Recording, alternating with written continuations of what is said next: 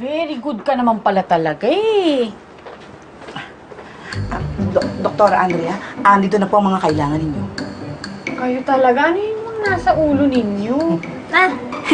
Bond paper lang po yan, ma'am.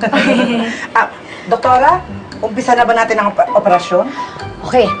Nurse, pakitapat na ang tubig sa poging pasyente natin.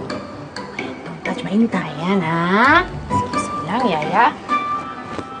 Igo, baby, papausukan kita, ha, para mawala yung lagnat laki mo. It smells funny. But it's good for you. Ma'am Andrea, alam niyo rin po yung lagnat laki? Oo nga po, tsaka po yung pausok. Paano niyo po nalaman yun, Ma'am Andrea? Magpapauso ka, anak, ha? Para matanggal yung lagnat laki mo. Dali, ha? Ganyan yan. Bango, Papa. Oo nga, anak. Mabango nga yan. Ha?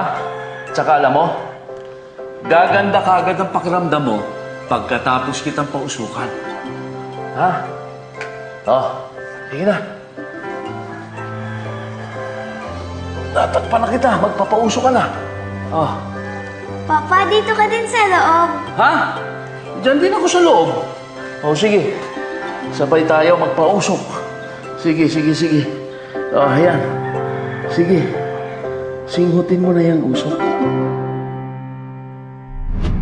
Papa, bakit ba kita naaalala? Iniris na kita eh. Ayaw na kitang maisip. Ayaw na kitang makita. Ma'am Andrea?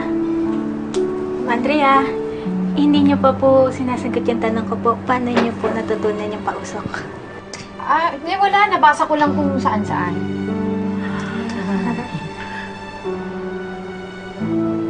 Hindi na lang. Singutin mo. Inigo, yan. Ganyan. Diba?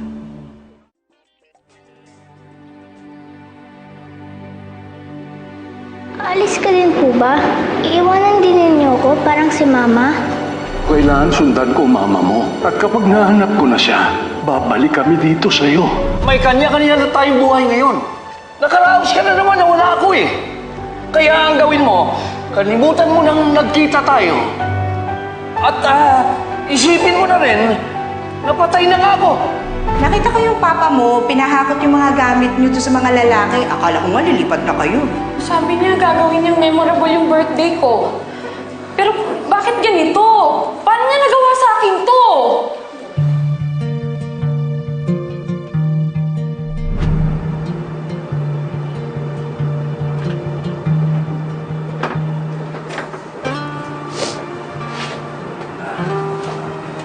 Andrea?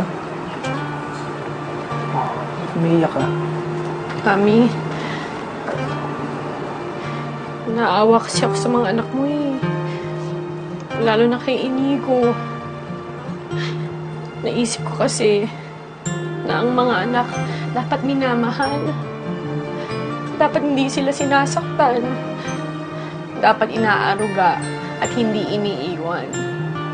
Andrea, yan ang pangako ko sa kanila. At pinapangako ko din sa'yo na sa kanila ko ibubuhos ang lahat ng pagmamahal na ipinagkait sa akin noon. Mamahalin ko sila ng higit pa sa sarili ko. Alam mo, swerte ko sa'yo, Andrea. Dumating ka sa buhay ko.